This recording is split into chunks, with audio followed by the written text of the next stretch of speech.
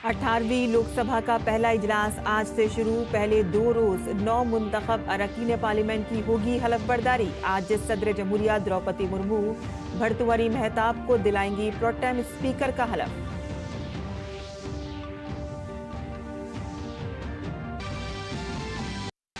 इम्तिहानात में इस्लाहात पर मशवरा देने और नेशनल टेस्टिंग एजेंसी के कामकाज का जायजा लेने के लिए आला सतही कमेटी की मीटिंग आज। मरकजी वजारत तालीम के जरिए तश्कील आला सतही कमेटी को 2 माह में पेश करनी है रिपोर्ट। ज़ैली अदालत से मिली जमानत पर हाई कोर्ट के रोक के खिलाफ सुप्रीम कोर्ट पहुंचे दिल्ली के वजीर आला अरविंद केजरीवाल। मामले में की आज समाअत की अपील।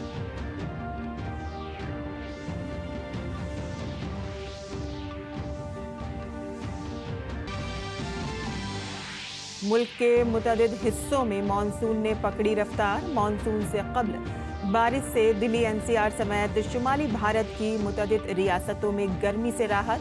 मगरबी साहिली इलाकों के लिए महकमा मौसमियात ने जारी किया शदीद बारिश का रेड अलर्ट। रूस के दागिस्तान और मखचकाला में मुतअद्दिद हमलों में पादरी पुलिस एहलकार समेत 15 अफराद की मौत। मुतअद्दिद अफराद जख्मी, 4 हमलावर भी हलाक। हमले की जांच जारी। आईसीसी टी20 आलमी कप के सुपर 8 में भारत और ऑस्ट्रेलिया के दरमियान मुकाबला आज। इंग्लैंड अमेरिका को 10 विकेट से शिकस्त देकर सेमीफाइनल में पहुंचने वाली बनी पहली टीम।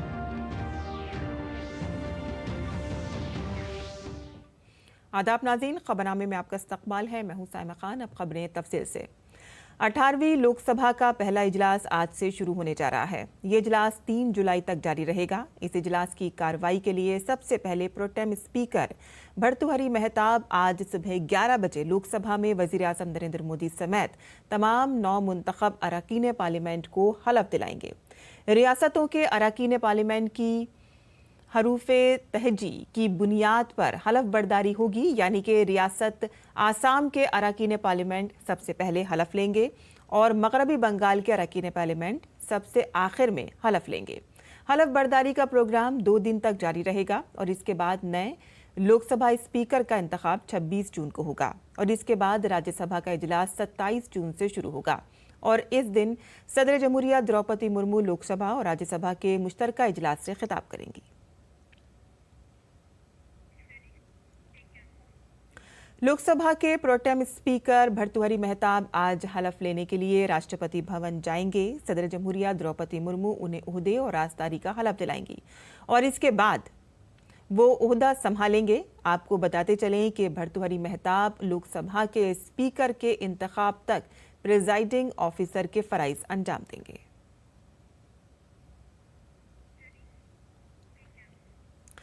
पार्लिमानी उमूर के मरकजी वजीर किरेन रिजिजू ने 18वें लोकसभा के पहले इजलास के लिए तमाम 9 मुंतखब अरकान का खैर मकदम किया है। उन्होंने अपने सोशल मीडिया अकाउंट पर लिखा कि 18वें लोकसभा का पहला इजलास आज से शुरू होने जा रहा है। मैं तमाम 9 मुंतखब मुअज़्ज़िज़ मेंबरान को खुश आमदीद कहता हूँ।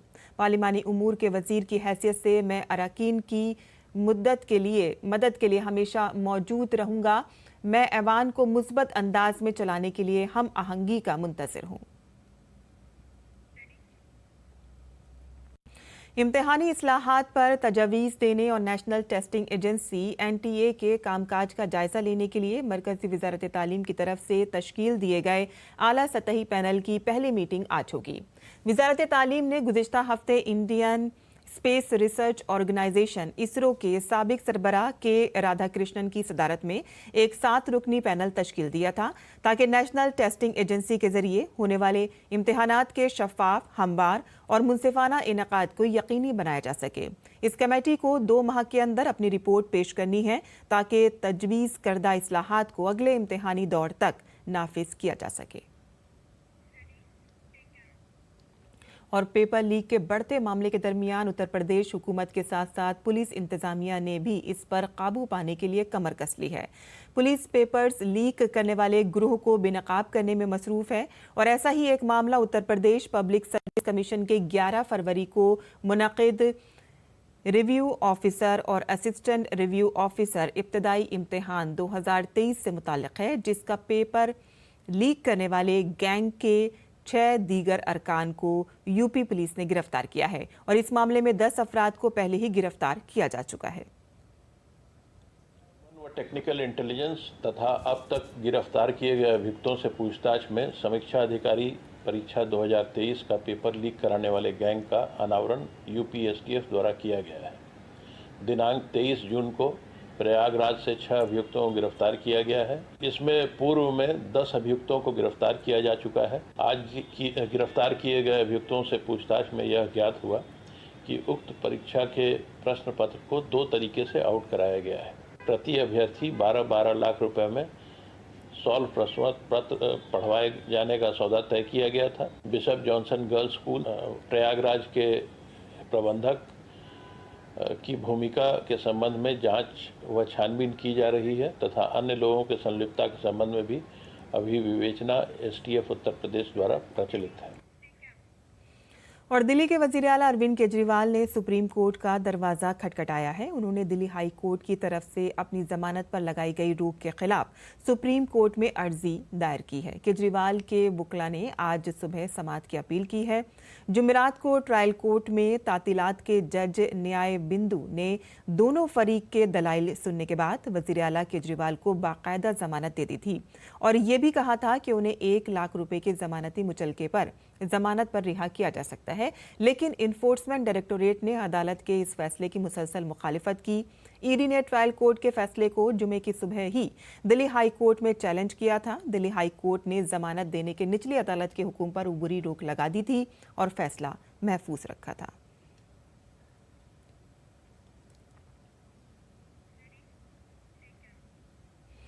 मरकजी वजीर सेहत जेपी नड्डा आज राजधानी नई दिल्ली में इंसदाद डायरिया मुहिम 2024 का आगाज करेंगे। इस मौके पर सेहत की वजीर ममलिकत अनुप्रिया पटेल और है कि हम सब लोग प्रताप राव गणपत राव जाधव भी उनके साथ मौजूद होंगे और इस मुहिम का बुनियादी मकसद डायरिया की बीमारियों से होने वाली अमवात को सिफर करना है। आंध्र प्रदेश की नई हुकूमत की पहली काबीना की मीटिंग आज होगी। वजीर आला एन चंद्रबाबू नायडू की ज़ेरे क़यादत 9 तश्कीलशुदा हुकूमत की पहली काबीना की मीटिंग आज सुबह 10 बजे गंटूर ज़िले के वेलगापोडी में सेक्रेटेरिएट के पहले ब्लॉक में होने वाली है। इम्कान है कि काबीना चंद्रबाबू नायडू के दस्तखतशुदा पहली 5 फाइलों को मंजूरी देगी, जिनका ताल्लुक इंतखाबी मंशूर के एक हिस्से के तौर पर किए गए वादों से है, जिसमें एक बड़ी डीएससी के लिए नोटिफिकेशन, समाजी तहफ़्फ़ुज़ की पेंशन को 3,000 रुपये से बढ़ाकर 4,000 रुपये करना, बशमूल एपी लैंडिंग ओनरशिप एक्ट को वापस लेना, अन्ना कैंटीन्स को बहाल करना और महारत की मरदमशुमारी शुरू करना शामिल है। सेक्रेटेरिएट ज़राए के मुताबिक हुकूमत बाज़ फलाई स्कीमों के नाम तब्दील करने पर भी गौर कर रही है और मुतालिका तजावीज़ की काबीना से मंजूरी का भी इम्कान है। आगे बढ़ते हैं, बात करते हैं मौसम की, जहां मुल्क के मुतअद्दिद रियासतों में मानसून से कब्ल की बारिशें हुई हैं और इसके साथ ही मानसून ने एक बार फिर से जोर पकड़ लिया है। दिल्ली, उत्तर प्रदेश, बिहार, मध्य प्रदेश, पंजाब, हरियाणा, उड़ीसा, बंगाल, महाराष्ट्र में लोगों को गर्मी से राहत मिली है। मानसून बंगाल, उड़ीसा और बिहार में दाखिल हो गया है, जबकि उत्तर प्रदेश में मानसून से कब्ल की बारिशें शुरू हो गई हैं। उत्तर प्रदेश के कई अजला में आज बारिश का इम्कान है। मानसून ने कल आधे मध्य प्रदेश और पूरे छत्तीसगढ़ को अपनी जद में ले लिया, जबकि गुजरात के जुनूबी इलाकों में मानसून में कदरे इजाफा हुआ। महकमे मौसमियात के मुताबिक मानसून अगले 3 से 4 दिनों में गुजरात के निफ से ज्यादा हिस्से में आ जाएगा। महकमे मौसमियात ने आज कर्नाटक और केरल, अंडमान और निकोबार, गोवा, महाराष्ट्र, मगरबी मध्य प्रदेश, गुजरात, तमिलनाडु, पुडुचेरी, सब हिमालयाई मगरबी बंगाल, सिक्किम, मणिपुर, मेघालय, आसाम, नागालैंड में बारिश के लिए रेड अलर्ट जारी किया है, जबकि मिजोरम, त्रिपुरा में बारिश का ऑरेंज अलर्ट जारी किया गया है। दिल्ली एनसीआर के बारे में महकमा मौसमियात की पेशगोई ये है कि बादलों की मुसलसल हरकत और हल्की बूंदाबांदी की वजह से मौसम मामूल पर रहेगा। मुतअद्दिद अरब अमारात के सरकारी दौरे के दौरान वज़ीर ख़ारजा डॉक्टर एस जयशंकर ने अबू ज़हबी में मुतअद्दिद अरब अमारात के वज़ीर ख़ारजा शेख अब्दुल्ला बिन ज़ैद अल नह्यान से मुलाकात की है। डॉक्टर जयशंकर ने ट्वीट करके इस मुलाकात के दौरान दोनों ममालिक के दरमियान जामे स्ट्रेटेजिक शराकत दारी के साथ साथ इलाकाई और आलमी तरक्की से मुतालिक बहुत से मसाइल पर तबादला ख्याल किया और इस बारे में उन्होंने मालूमात दी है।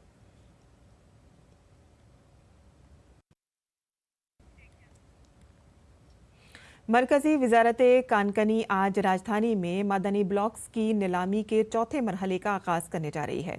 कोयला और कानकनी के मरकजी वजीर जी किशन रेड्डी और रियासती वजीर सतीश चंद्र दुबे सीजीओ कॉम्प्लेक्स नई दिल्ली के स्कोप कन्वेंशन सेंटर में इस मरहले हुकूमत ने अब तक 14 रियासतों और मरकज के जेर इंतजाम इलाकों में 38 अहम मादनी ब्लॉक्स की नीलामी के 3 मराहिल शुरू किए हैं और इस इवेंट के दौरान 29 नवंबर 2023 को शुरू होने वाली पहली सीरीज के लिए तरजीही बूथ का ऐलान किया जाएगा।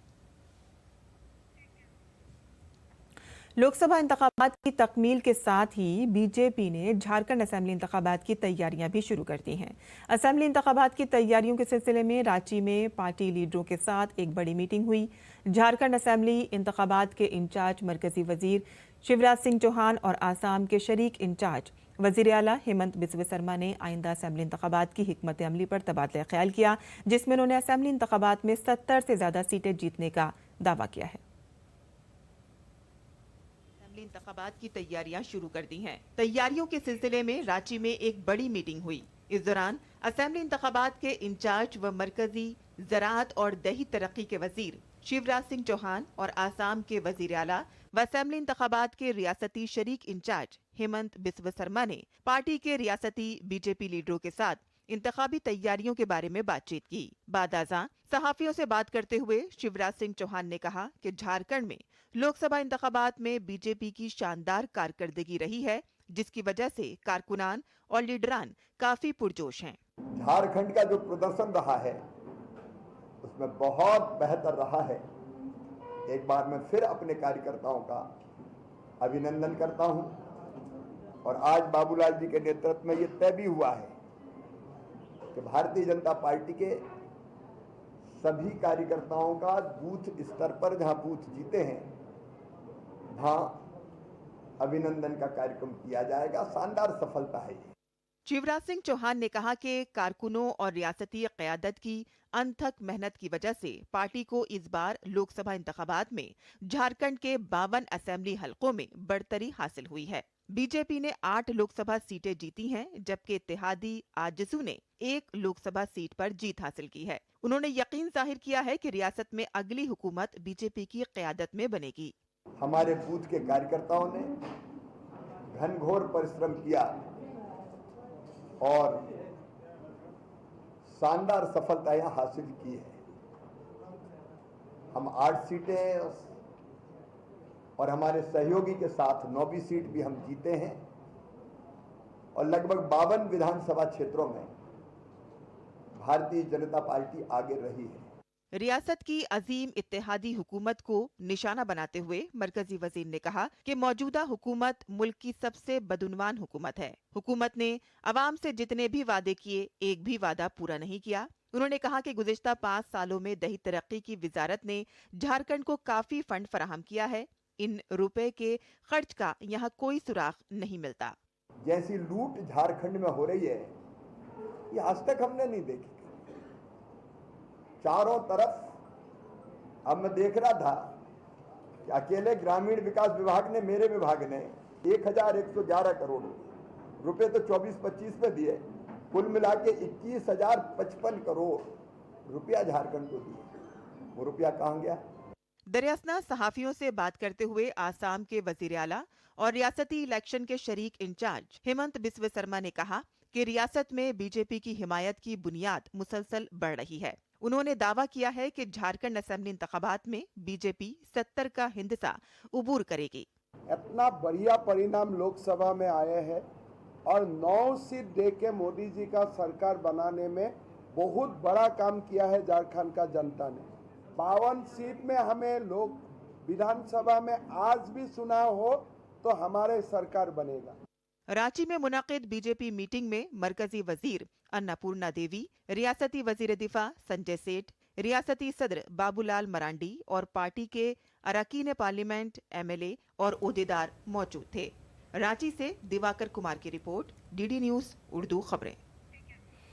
और जनूबी कश्मीर में 12,700 फीट की बुलंदी पर वाक़े अमरनाथ यात्रा 29 जून से शुरू होने वाली है।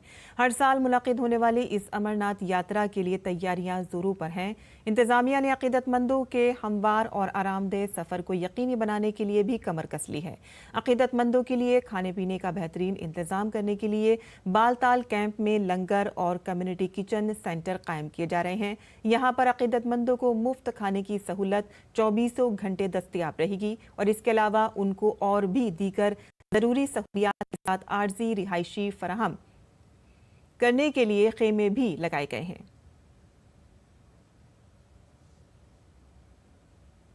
यहाँ पे 29 जून का हम इंतजार कर रहे हैं, जोर जोर से तैयारियां चल रही हैं। हम यात्रियों का इंतजार कर रहे हैं, उनकी सेवा में लगे पड़े हैं, भूखे प्यासे यहाँ पे तैयारियां करवा रहे हैं घर से बहुत दूर आके। हम शिव गौरी सेवा मंडल दिल्ली तिरंगे वाले भंडारे के सेवादार हैं।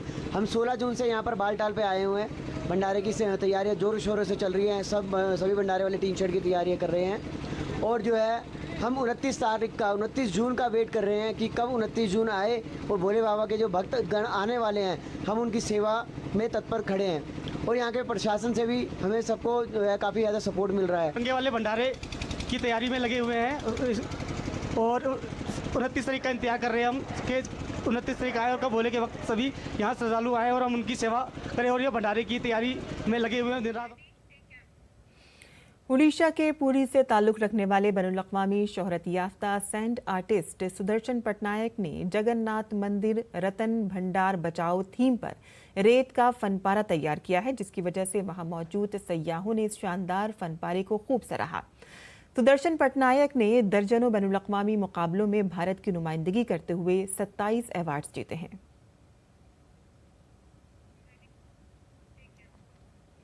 सऊदी अरब में हज के दौरान अब तक 1301 आज़मीन हज फौत हो चुके हैं। सऊदी अरब के वज़ीर सेहत फहद अल जलाज़ील ने कहा है कि ये अमवात हाजियों के बराह रास्त धूप में तवील फासले तक पैदल चलने की वजह से हुई हैं। मरने वालों में कई मौमर अफराद और दायमी बीमारियों में मुब्तला अफराद भी शामिल हैं। मरने वालों में 83% ऐसे गैर रजिस्टर्ड हाजी थे जिन्हें हज करने की इजाज़त नहीं थी।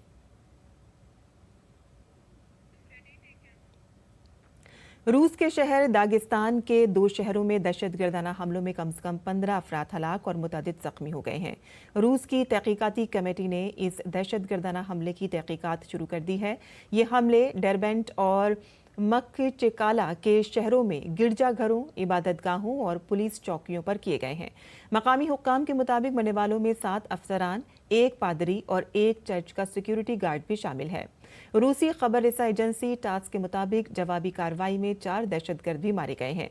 दागिस्तान की वजारत दाखिला के मुताबिक महलूक अहलकारों में से 1 पुलिस डिपार्टमेंट का सरबराह भी था और इन्वेस्टिगेशन डायरेक्टोरेट ने एक बयान में कहा है कि वाक़े के तमाम हालात और दहशतगर्दाना हमलों में मुलविस अफराद का पता लगाया जा रहा है और उनके खिलाफ सख्त कानूनी कार्रवाई की जाएगी। इजरायली वज़ीर आज़म बेंजामिन नेतन्याहू ने कहा है कि गजा की पट्टी में हमास के खिलाफ शदीद लड़ाई का मरहला ख़त्म होने वाला है, लेकिन ये जंग उस वक्त तक ख़त्म नहीं होगी कि जब तक इस्लामी ग्रुप फ़िलिस्तीनी सरजमीन पर अपना तसल्लुत छोड़ नहीं देता। नेतन्याहू ने कहा कि इजराइल गजा में लड़ाई ख़त्म होने के बाद लबनान के साथ शुमाली सरहद पर मज़ीद फ़ौजी तैनात करेगा, जहाँ ईरान की हिमायत याफ्ता हिज़्बुल्लाह के साथ लड़ाई बढ़ गई है। नेतन्याहू ने इजराइल के एक चैनल को इंटरव्यू देते हुए कहा है कि शदीद लड़ाई खत्म होने के बाद हमारे पास फौज के एक हिस्से को शुमाल की तरफ मुंतकिल करेंगे। वहीं सोमालिया के दारुल हुकूमत मोगदेशो में शदीद बारिशों के बाइस आने वाले सैलाबी रेले से मामूलात ज़िंदगी मुतासर हो गई है। मूसलाधार बारिश के बाइस कई मकामात पर घुटनों तक पानी जमा हो गया, जिसके बाइस लोगों को नक्लो हरकत में मुश्किलात का सामना करना पड़ा। बारिशों की वजह से कई इमलाक और इंफ्रास्ट्रक्चर को नुकसान पहुंचा है। हालिया दिनों में मौसमियाती तब्दीलियों की वजह से ऐसे सैलाबों की तादाद में इजाफा हुआ है। और अब पेश है दिल्ली से शाया होने वाले उर्दू अखबारात का मुख्तसर जायजा।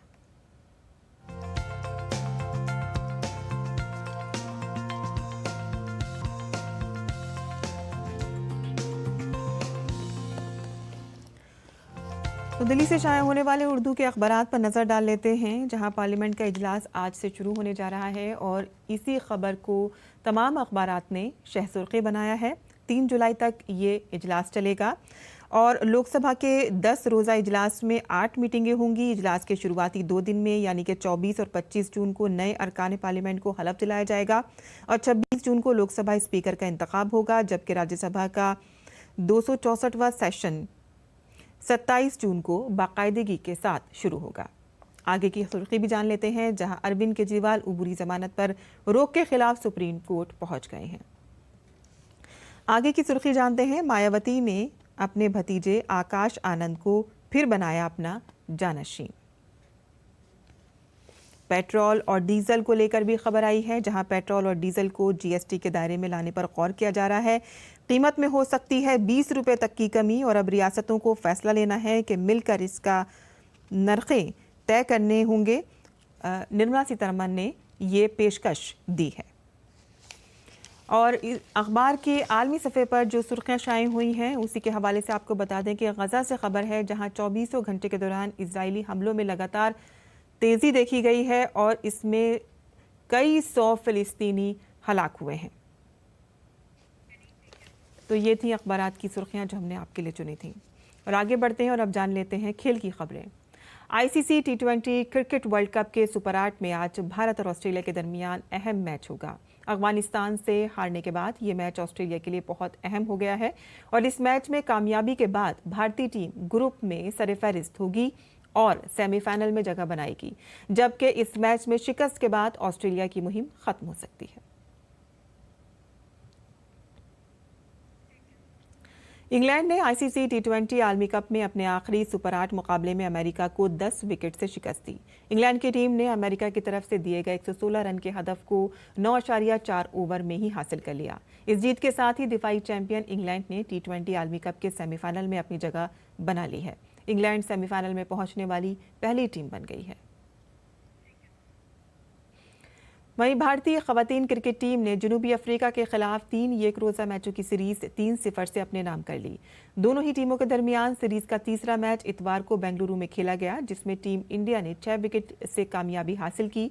जनूबी अफ्रीका की कप्तान ने टॉस जीतकर पहले बल्लेबाजी करने का फैसला किया, जिसमें उन्होंने मुकर्ररा 50 ओवर्स में 8 विकेट के नुकसान पर 215 रन बनाए।